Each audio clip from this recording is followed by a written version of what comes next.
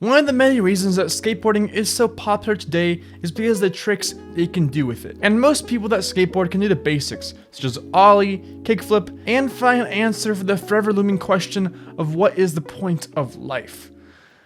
Doesn't mean I'm going to tell you though, unless you give me some of that sweet engagement, you know what I mean? Some of that. Alright, you left your like or comment or whatever. Alright, that's fine. That's all I care about. I will tell you the point of life. It is this useless wooden toy with wheels.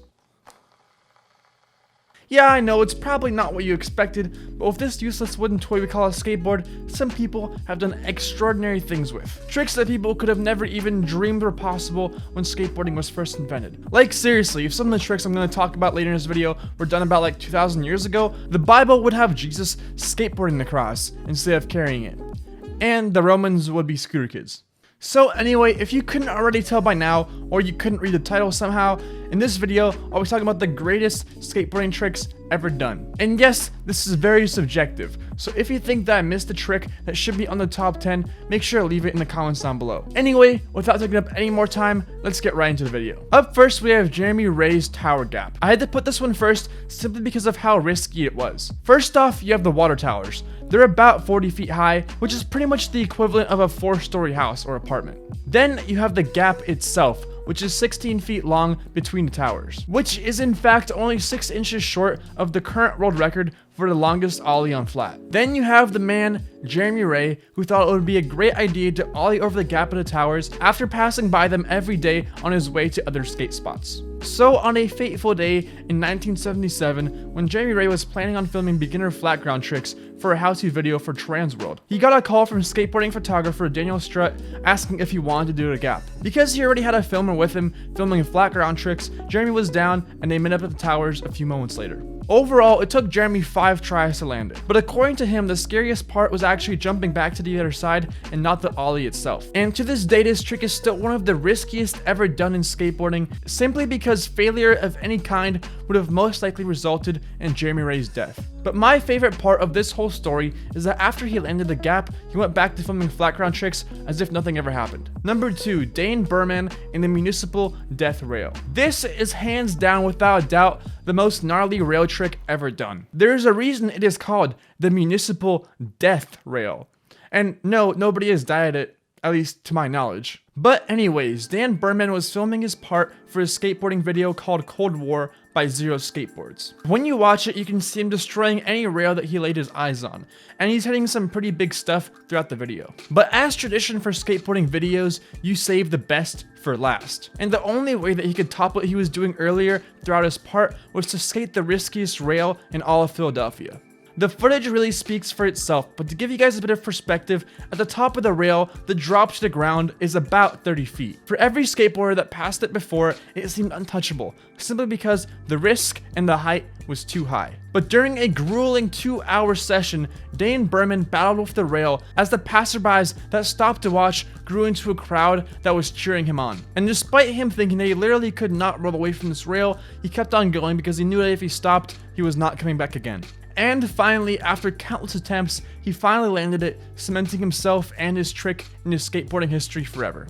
Number 3, Chris Joslin Davis Gap. Chris Joslin is known for facing some of the most iconic gaps in skateboarding, but the Davis Gap is what really put him in the spotlight. With a height of about 10 feet and a length of about 20, the only people that have ever been able to land anything on it are considered to be the elite of skateboarding. Then here comes Chris Joslin, who just went pro for blind skateboards at 20 years old, and in only 12 attempts, stomps one of the biggest tray flips ever done. Needless to say, the footage really does speak for itself, but while we're on the topic of Chris Joslin and tray flips, he also technically landed one at El Toro, although he does not count it as he didn't roll away. But I mean, he still kind of landed. Just like, look at this, like, that's a make in my book. Number 4, Jaws Leon 25. This is one of the most well-known tricks ever done in skateboarding, and I've already said everything that there is to say about it countless times over in previous videos. But once again, here's Jaws. He likes to jump big stuff on his skateboard. And this is Leon 25, a set of 25 stairs in France, which is undoubtedly the tallest and furthest drop ever done in skateboarding. It was only attempted once before by Ali Boulala, who called it off after having a really bad landing and injuring himself. So Jaws, inspired by Boulala's attempts, decided to avenge him and do it himself, resulting in his board snapping and him tearing his MCL. Most people and even pro skaters would have stopped there, but Jaws is just built different. He returned to the spot after healing to stomp the most iconic ollie melon grab ever done in skateboarding. Number 5, Danny Way in the Great Wall of China. Danny Way, the intercontinental ballistic missile, is a man known for going big. I mean, he invented something called the mega ramp. So how could you literally get bigger than that? Well, that's right, by using your mega ramp to jump over the goddamn Great Wall of China. What makes this whole thing crazier though is that when he was practicing to do the jump over the Great Wall of China, by jumping over the Great Wall of China, he fractured his ankle. So instead of calling it off until he healed or canceling the whole thing entirely, he came back the next day, drugged up on pain meds, and jumped the Great Wall of China with a broken ankle while doing a backside 360. Absolutely insane stuff that I don't think any other trick could ever reach the caliber of the Great Wall of China gap. Number 6, Chris Cole's tray flip at Wallingberg.